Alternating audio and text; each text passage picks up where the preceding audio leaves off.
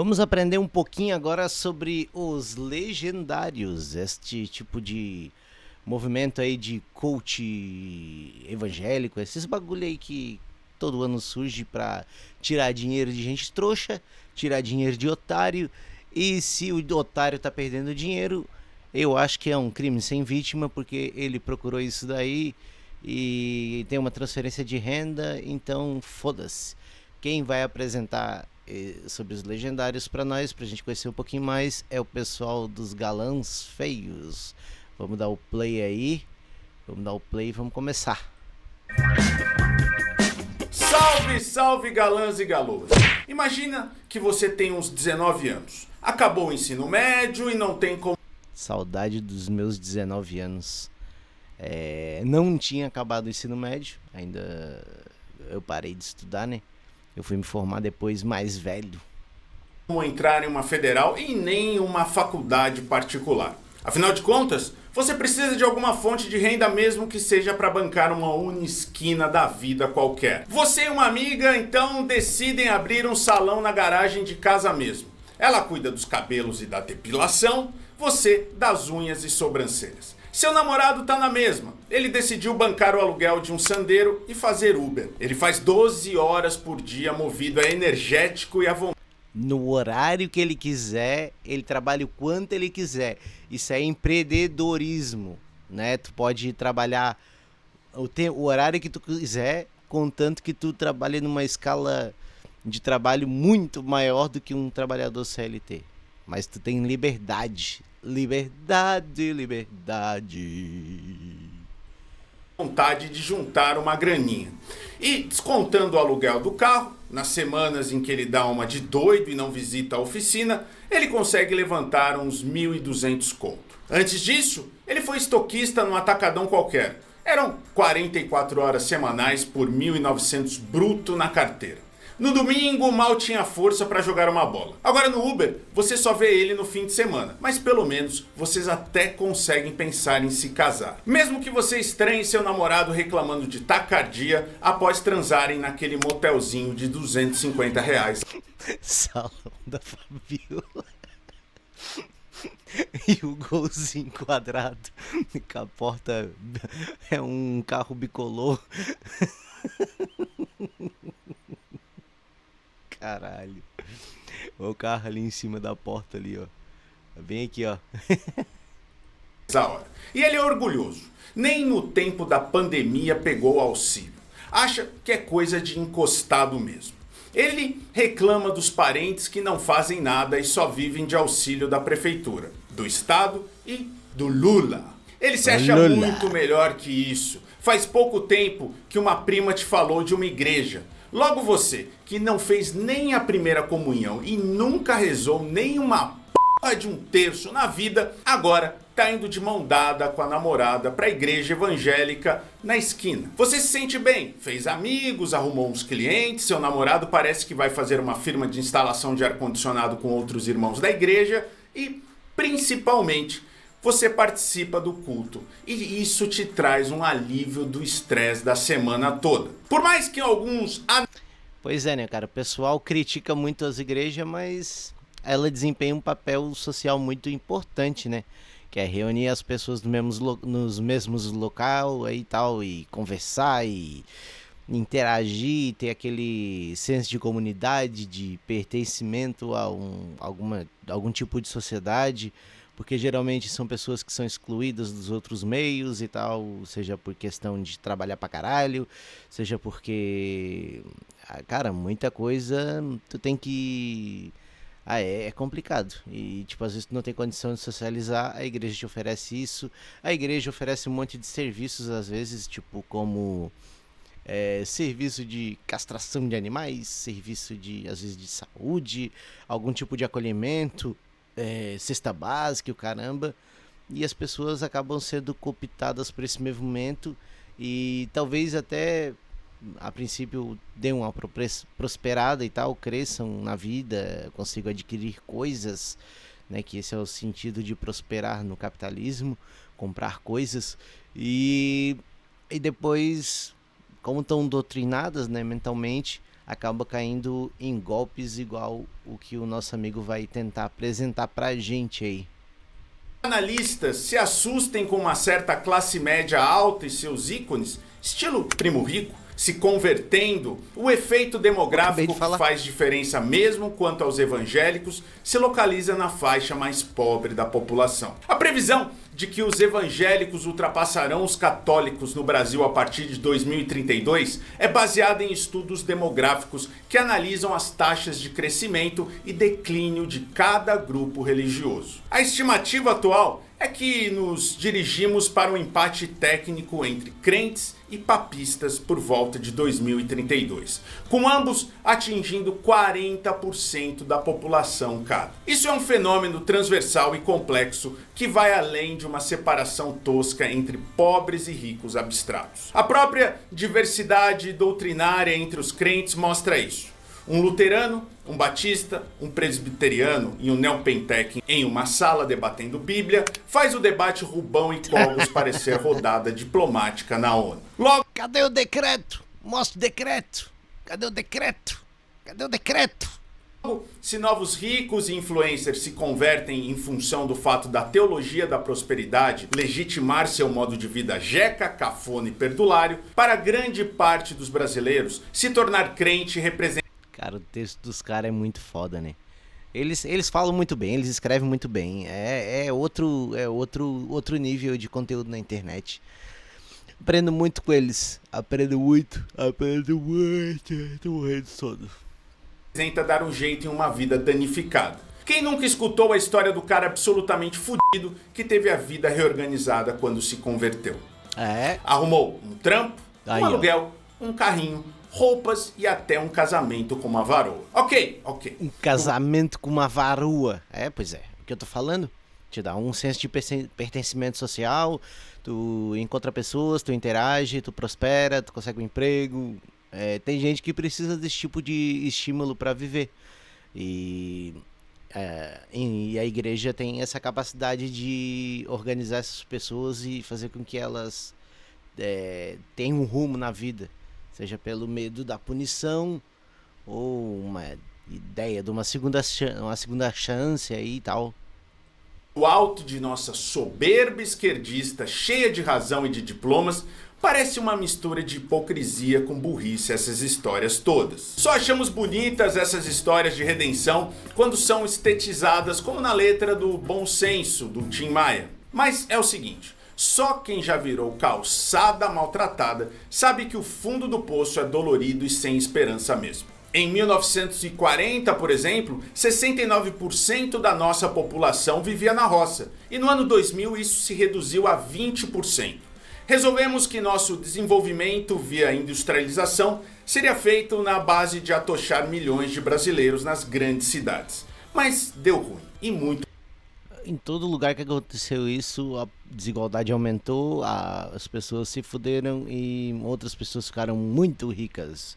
Quando teve esses processos de êxodo rural, em vez de tu tentar estruturar aquelas regiões, né, tu faz com que as pessoas saiam de lá em busca de uma vida melhor.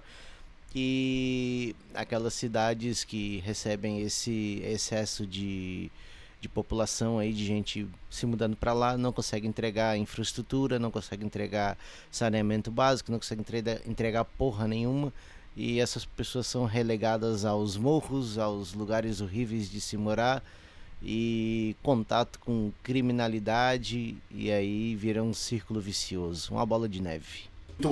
É inegável que o mundo rural brasileiro nunca foi esse paraíso perdido que as letras sertanejas eventualmente pregavam. O Brasil... Não, né? É sofrido pra caralho. O pessoal não tinha água, o pessoal não tinha um monte de coisa. Passava muita necessidade. E faltou desenvolver essas regiões, né?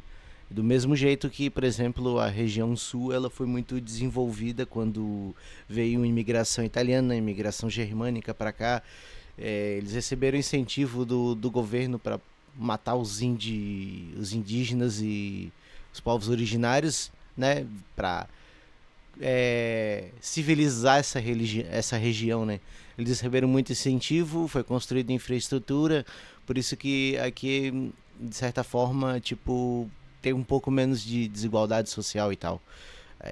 Porque esse foi investido muito né, nessa região, né, para que seja assim, né. O rural sempre foi um estorvo e um atraso. Depois de ver nosso vídeo, procure o documentário Aruanda no YouTube, ou a reportagem da TV estadunidense dos anos 60, The Trouble Land. Em especial, as cenas com o Coronelzinho Constâncio Maranhão, e se preparem para sentir o mais puro ódio de classe. A pegadinha que o Brasil enfiou milhões de brasileiros foi que eles poderiam escapar da miséria e violência do campo e adentrarem o mundo da liberdade, carteira assinada e estudo na cidade grande. O que, evidentemente, não foi bem assim. E é em função do caos urbano que as igrejas evangélicas cresceram tanto. E não achem que essa percepção é recente, em função de milícias, PCC ou Comando Vermelho. O filme São Paulo, Sociedade Anônima, de Luiz Sérgio Persson, pai da nossa querida Marina Persson, é de 1965 e já mostra as grandes cidades como um inferno na Terra. Ao contrário do que se acha na internet, não é a geração X, W, Z ou Y que são as primeiras vítimas de assédio e burnout na história. O que a transição do campo para a cidade fez foi corroer laços sociais e humanos, ou pelo menos o ideal dessas relações, em nome das relações de mercado. Não... O capitalismo faz isso, né? Ele atomiza o ser humano, faz com que ele se torne uma ferramenta apenas, não tenta excluir ele tirar ele da sociedade, né? Para que ele pense de maneira individual e seja facilmente cooptado para ser uma ferramenta de trabalho que dê bastante dinheiro para os seus patrões. Não temos mais o jagunço no nosso encalço, mas temos um miliciano, especialmente se você mora em Salvador, Rio de Janeiro ou Fortaleza. Não trabalhamos mais de sol a sol como se fôssemos servos feudais numa fazenda de café no interior paulista, mas tente passar 12 horas no lombo de uma Honda CG 160 para você ver como vão ficar sua coluna e pernas depois de um mês. Tem muita gente que chama isso de tecnofeudalismo, né? Que é, ou seja, tu compra tuas ferramentas, né? Teu carro, tua moto, tua bag, e aí tu vai trabalhar no feudo, né? Que são o universo que a plataforma te oferece ali para te conseguir os passageiros ou para conseguir as entregas de comida, né? Antes tu fazia isso diretamente com os restaurantes e tu tinha pontos de táxi, pontos de mototáxi, né? Veio os aplicativos, cercaram essa demanda e vão te oferecendo uma espécie de um terreninho para te trabalhar ali, e aí tu entrega uma parte daquilo que tu ganha para a empresa que não faz porra nenhuma e tu arca com todos os custos, né? Seja custos de saúde, caso tu sofra um acidente, porque tu não tem nenhum tipo de vínculo trabalhista, né? É claro nisso, né? E tu não tem férias, tu não tem 13º, tu tem os prejuízos da moto, manutenção, óleo, gasolina, e ainda tu paga uma boa fatia do que tu produz, né? Para as empresas de iFood, de 99, que basicamente só tem que cuidar da manutenção e do marketing, né? Que eles fazem muitas propagandas e tal para tipo fazer com que as pessoas continuem pensando de acordo com o que a plataforma quer, né? Eles pagam, em vez de eles pagarem melhores taxas para os seus colaboradores, né? Para os seus prestadores de serviço através da plataforma, eles investem muito em campanhas de marketing para criar uma espécie de senso comum, onde tu passe a defender o chicote que estala nas tuas costas dia sim e dia também. Não somos mais camponeses pobres e analfabetos, mas veja bem, meu bem, com um diploma de ensino médio ou mesmo de uma faculdade aí, não vale nada no mercado de trabalho hoje em dia. Foi-se o tempo em que um migrante chegava em São Paulo ou Brasília e arrumava em pouco tempo serviço na construção civil ou de motorista. Agora, a sociedade da informação exige a qualificação, mesmo que seja para trabalhar como burro de carga cibernético em uma agência ou escritório qualquer. Diante desse cenário... Peraí. Eu quero rever isso daí. Quero rever isso daí. Descrição completa da vaga. Remuneração R$ 1.000 por mês. Prestação de serviço via e-mail ou simples. Sobre a vaga: estamos em busca de um profissional proativo, organizado e criativo para atuar na organização de estoque e na criação de materiais visuais para a nossa operação. O candidato ideal deverá ter habilidades em gestão de inventário, atenção aos detalhes e domínio em design gráfico, para trabalhar de estoquista barra designer, tá ligado? É muito doido. Principais responsabilidades: organização do estoque, controlar, atualizar, organizar o inventário de forma eficiente e precisa, gestão de inventário, monitorar entradas e saídas, garantindo a consistência dos registros, design de materiais gráficos, criar banners, imagens e produtos e outros conteúdos visuais utilizando o Photoshop. Tipo, fácil, tá ligado? Tipo, bem de boa, bem simples. Não dá nem pra ser no Canva, tá ligado? Tem que ser no Photoshop. Thais é louco, cara. Suporte em processos operacionais. Auxilia na estruturação. Aí não aparece ele no final. Mas puta que pariu, né, cara? É a Social Media Assets LTDA do Ceará barra AC. Aí eu não entendi nada. Aí eu me perdi. Mas tipo, altas vagas, né? Top. O cara faz publicidade e propaganda para trabalhar de estoquista barra designer.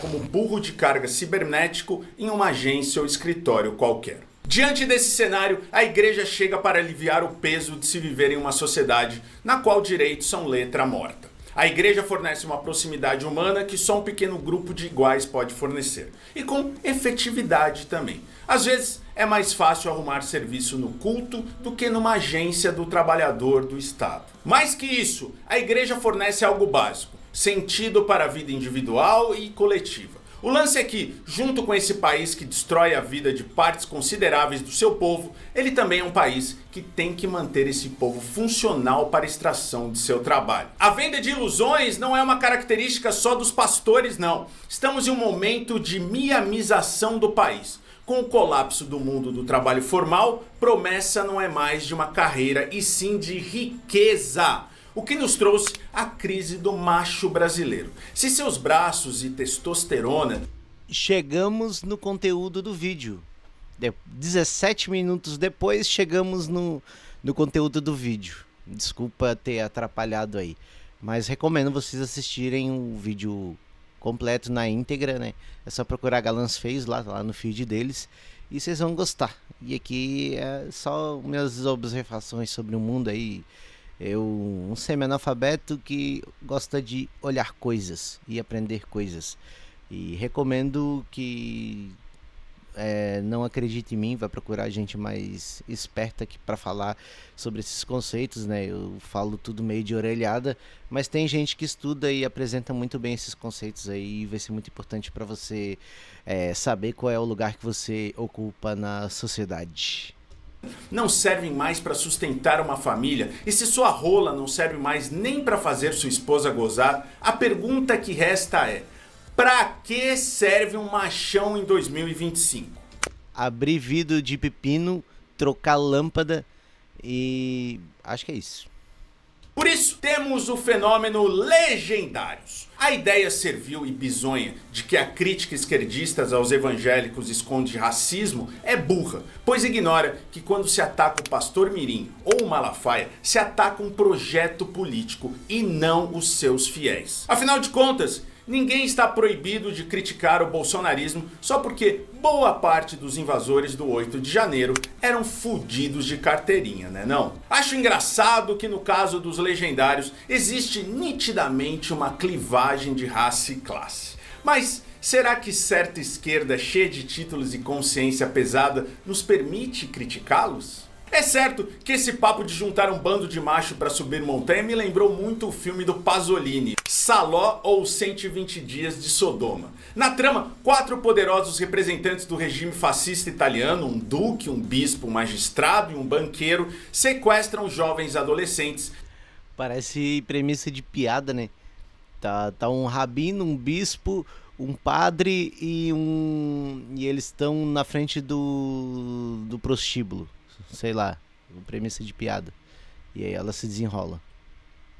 Saló ou 120 dias de Sodoma. Na trama, 4 poderosos representantes do regime fascista italiano, um duque, um bispo, um magistrado e um banqueiro, sequestram jovens adolescentes e os levam para uma mansão isolada. Ali, iniciam-se um ciclo de 120 dias de abuso tão brutal que, se eu descrever, é capaz que o canal caia. Seja castelo, seja montanha, seja sua bolha na internet. O mundo tem nos inserido em igrejas apartadas do mundo real. Seja ela uma montanha cheia de macho proprietário de Porsche Cayenne, sejam nossas redes sociais. E essas montanhas veem o diverso com, na melhor das hipóteses, com indiferença. Estamos em um processo constante de alienação. Tem evangélicas que o amigo meu conheceu de 30 anos que não sabiam o que era o desenho dos Simpsons. Caralho. Sim, mas o mais aberrante é como essa busca... Então, né, tinha uma época que as igrejas evangélicas, a pessoa não podia assistir nada que era do mundo, né? Não podia ver televisão, não podia ler jornal, não podia ouvir rádio. Ela tinha que ficar o tempo inteiro alienada mesmo, né? Só comendo na mão do pastor. Hoje em dia, nem tanto, né? Mas, tipo...